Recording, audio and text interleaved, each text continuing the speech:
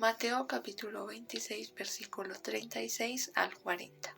Jesús ora en Getsemaní. Entonces Jesús fue con ellos a un lugar que se llama Getsemaní y dijo a sus discípulos: siéntense aquí mientras yo voy a orar en aquel lugar. Jesús llevó consigo a Pedro y a los dos hijos de Zebedeo y comenzó a ponerse triste y muy angustiado. Entonces les dijo: quédense aquí y velen conmigo, porque siento en el alma una tristeza de muerte. Unos pasos más adelante se inclinó sobre su rostro y comenzó a orar, y decía: Padre mío, si es posible, haz que pase de mí esta copa, pero que no sea como yo lo quiera, sino como lo quieres tú. Palabra de Dios, te alabamos, Señor. La palabra nos enseña en ese versículo algo que es muy bonito, que no tenemos en cuenta y que muchas veces no conocemos en nuestra fe. Creemos que el sacrificio de la cruz es porque Dios tenía planeado eso para Jesús, que ese era su plan de liberación y que esa era la forma en que Jesús nos iba a salvar, pero no es así. Dios, al enviar a su Hijo, tenía un plan de liberación maravilloso, pero como Padre no iba ni quería tampoco Él permitir que ese plan fuera algo tan feo, doloroso, con palabras ofensivas en cada momento, con persecución de muerte a cada momento, y que sufrieran la muerte que en esa época era la peor muerte para una persona, era la más indigna, la más horrorosa y la más fea.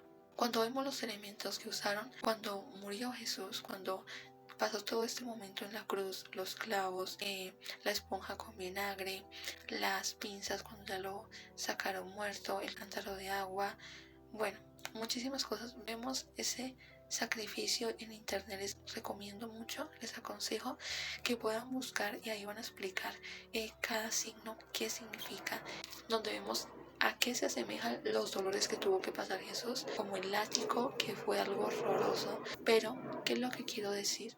Lo que quiero decir con todo ello es que el plan de Dios no era este con su Hijo Jesús. Por la misma humanidad, por el poder que tenían los sacerdotes en ese tiempo, los sacerdotes judíos, debido a que ellos tenían ese poder político de la época y ellos se sentían amenazados porque sabían que si Jesús tenía poder, las personas iban a posicionarlo con un gran poder, como una gran persona, que los iban a desmentir a ellos.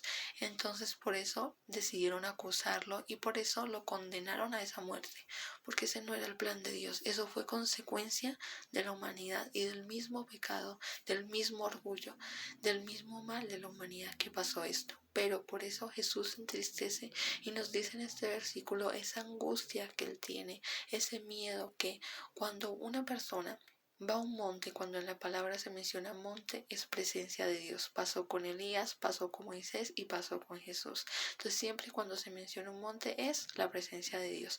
Entonces Jesús va a la presencia de Dios y le dice: Señor, que esta copa yo no la pase, pero que no se haga en mí mi voluntad, sino la tuya.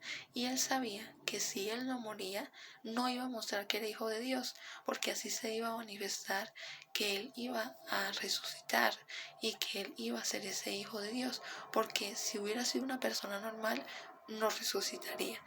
Ahí vemos que Jesús afrontó esto que no estaba en el plan de Dios, no era lo que Dios quería, pero lo hizo por amor a nosotros, porque sabía que era la única forma en que Dios podía mostrar ese poder de su Hijo.